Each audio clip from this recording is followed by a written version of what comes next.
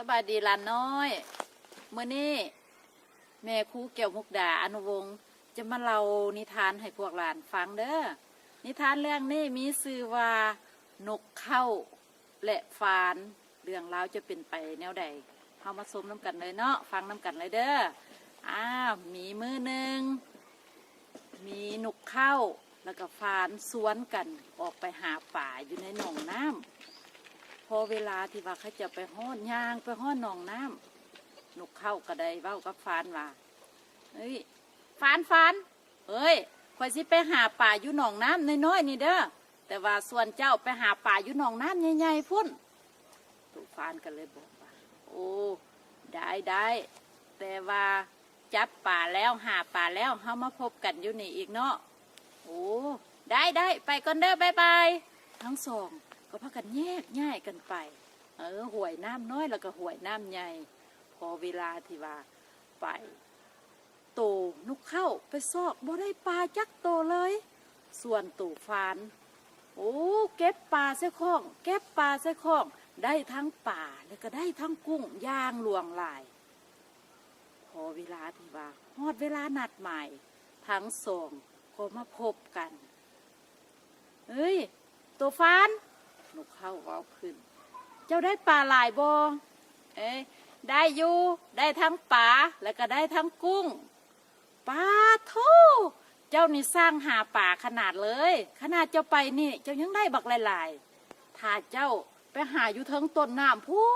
นเจ้าเฮงสิได้ปลาหลายได้นี่น่ะเฮ้ยแม่นวะถ่ายจังสั้นกว่าสิไปหาป่ามาตื่มอีกก่อนเด้อไปแม่ไปแม่ไปโลดคอยสิถ่ายอยู่นี่เด้อว่าแล้วตู่ฟานก็ไปพอเวลาตู่ฟานไปวิทย์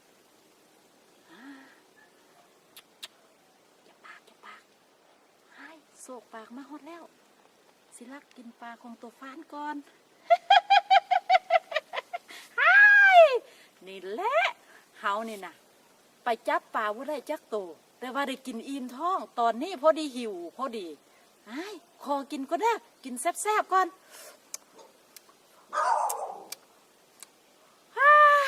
แซ่บหลายอิ่มแล้วไปขอนอนก่อนนะมาแล้วนกเข้าแล้วก็ไปนอนบ่โดนต่อมาตัวฟานก็มาแล้วเฮ้ยแม่นไผ่มากินปลาของค่อยพวกเพื่อนนั่นไผ่มากินปลาของค่อยเฮ้ยบ่ฮู้ว่ะบ่ฮู้เลยโอ้ยแม่นไผ่มากินปลาของค่อย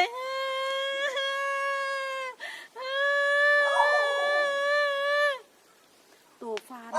ก็ให้แล้วก็เต้นไปเต้นมาไปพอดีเห็นให้ตีนของเราไปเหยียบเอาเครือหมักเห็ดให้หมักตกลงมาหมักก็ได้กิ้งไปตำเอาหม้อน้ำห้อนก็ได้คว่ำแล้วก็ฟ้องไปใส่ขาของแม่เฒ่าเจ็บปวดแหงแม่เฒ่าก็ตื่นตกใจอีกแม่เฒ่าก็ตีกลองตึมเวลาแม่เฒ่าตีกลองอยู่นั่นพวกลูกสังเกตบ้างดูมีอย่างเกิดขึ้นกระตากตู่ไก่ตกใจหลายตู่ไก่ก็บินไปบินมาไปถึกไม้ซักเขาให้ที่สันอยู่หันล่มลงแต่เวลาที่ไม้ซักเขาให้ล่มลง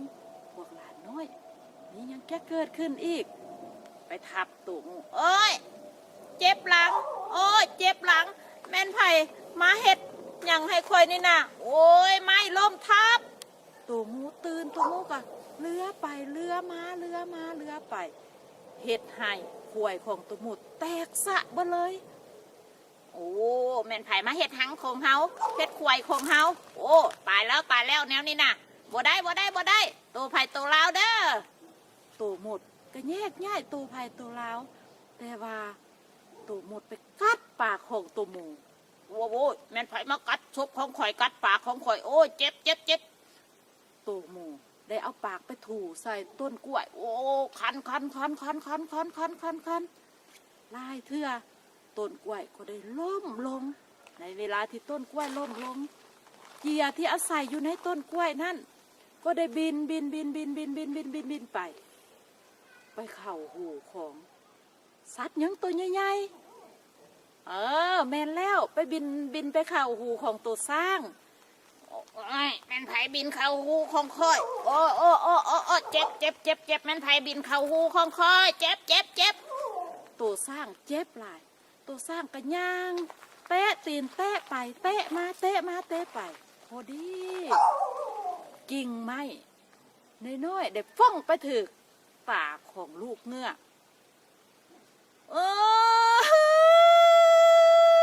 แม่นไผเตะงาไม้มาใส่ตาของคอยเจ็บแม่ในเวลาที่แม่เงือกได้ยินเสียงห้องไห้ของลูกแม่เงือกก็เคี้ยวฟ้าวมาทันทีแม่เงือกก็ถามลูกว่าโอ้ลูกเป็นอย่างลูกจริงห้องไห้จักเป็นไผ่เตะไม้มาใส่ตาของลูกเลือดกระออกเจ็บขนาดเลยแม่ลูกเจ็บเอาจังซี่ซะแม่สิไปถามว่าเป็นยังงาไม้จริงฟ้องมาถึงตาของลูกเอามาแม่สิไปถามให้ได้ลูกเด้อโดยว่าแล้วแม่เงือกก็ไปถามโอ้งาไม้น้อยเป็นอย่างเจ้าจริงฟ้องไปถึกตาลูกของค่อยโอ้โหขอโทษหลายๆเด้อเพราะว่าค่อยบ่ได้ตั้งใจโตสร้างเหยียบแล้วก็เตะไปเตะมาถือข่อยก็เลยฟ้องไปถึกขอโทษหลายๆโอ้ขอบใจโตมาแม่ของเงือกก็ย่างต่อไปอีกไปถามตู่สร้างเอ้ยเป็นอย่างเจ้าจริงเตะจริงไหมไปใส่ตาลูกของค่อยโอ้เพราะว่าโตเจียบินเข้าหูของเฮาเจ็บปวดหลายเฮาก็เลยแกล้งตีนไปตีนมาก็เลยไปถืองาไม้ค่อยบ่ได้ตั้งใจเด้อหลังจากนั้นแม่เงือกก็เลยเดินทางไปอีก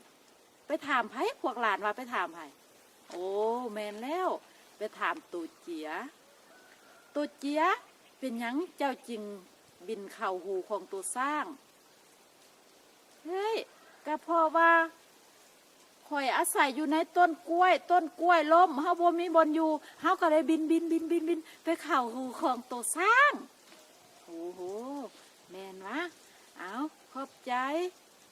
แม่เงือกก็ได้ย่างไปอีกไปถามต้นกล้วยเอ้ยเป็นอย่างเจ้าจริงล้ม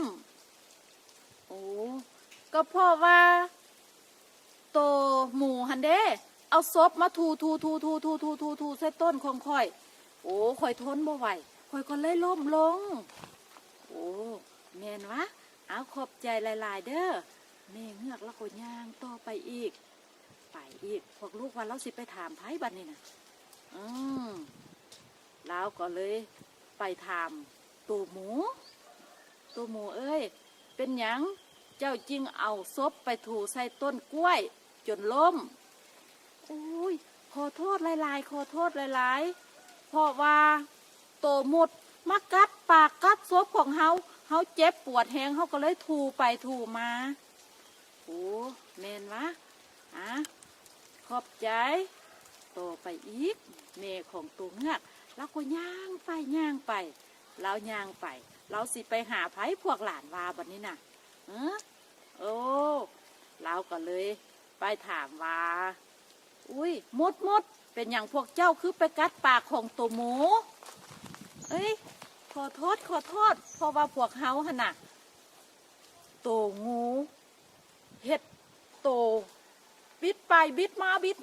ปเฮ็ดให้ข่วยของเฮาแตกสะหมดเลยโอ้พวกเฮาก็เลยไปกัดปากของตัวหมูแม่นวะบ่เป็นหยังขอบใจหลายๆว่าแล้วแม่ตัวเงือกก็ไปอีกไปถามว่าโอ้ตัวมดเป็นอย่างเจ้าจริงแตกซะโอ้เดี๋ยวบางกีนฮอดอันนั้นเนาะ